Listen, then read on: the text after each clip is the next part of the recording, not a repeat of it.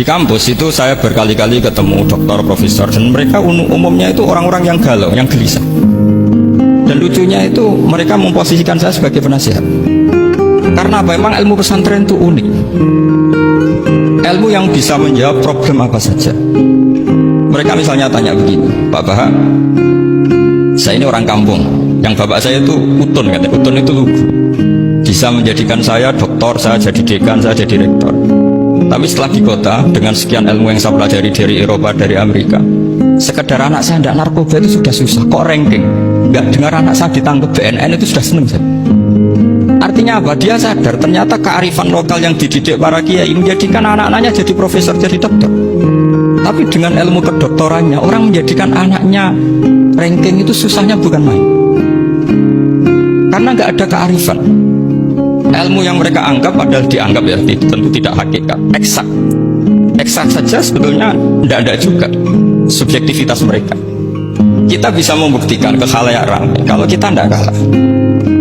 Khawarizm, Al-Jabar terkenal di barat, Avicenna atau Ibnu Sina itu ya dengan ilmu-ilmu umum.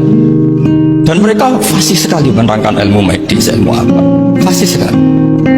Sehingga ketika sekarang teknologi katanya adanya di barat, di Eropa, sebenarnya mereka itu kagum sama Islam. Karena mereka ngakui bahwa di antara ilmu itu dari Islam, zaman Khawarizm, zaman Al-Jabar, zaman Avicenna, zaman Ibnu Rus dan sebagainya. Saya beri sekian contoh, dan ini saya bilang, tanyakan ke orang kafir yang paling inat, paling lajib di dunia. Tanyakan ayat ini, pasti artinya seperti ini. Yaitu ketika ada fenomena likuifaksi, tentu kalau di Jogja kan ada grup ilmiah. Mereka tanya saya, Pak Bah, apa ada teori manusia itu ditenggelamkan di bumi? Yang teori, bukan kasus, bukan peristiwa sejarah. Kalau peristiwa sejarah kan ada korun. Saya ditanya gitu, terus saya jawab, Aamin tuman fis sama ayakhsifa bikumul ardo faidah hiya tamur. Apa kamu merasa aman di dunia sementara pengendali langit, man fisama itu pengendali langit? Ya siapa saja, bisa malaikat atau bisa Allah, man sing kudratu fisama, itu ahli tafsir beda pendapat. Yang nggak beda yang nggak pernah nafsiri gitu.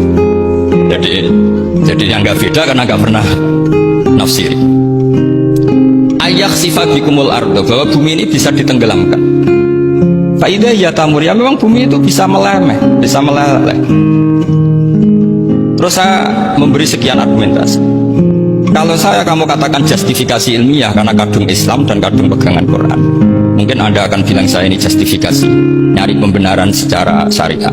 Tanyakan ke ahli lughat yang non muslim, maknanya ayat itu tetap seperti itu. Begitu juga misalnya ayat wal ardi dzatis sodr, dan bumi yang berkarakter bisa retak, sodkun itu retak. Dulu kita hanya punya contoh, misalnya biji-bijian jagung yang lembek, yang lemah, dan bumi yang keras, atau ketela, atau bengkoang itu.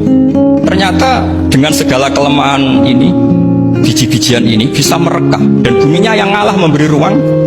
Dulu ulama hanya nyontohkan tadi, misalnya kalkinto, apa saja yang bisa bumi mengalah dengan proses tumbuhnya tanam.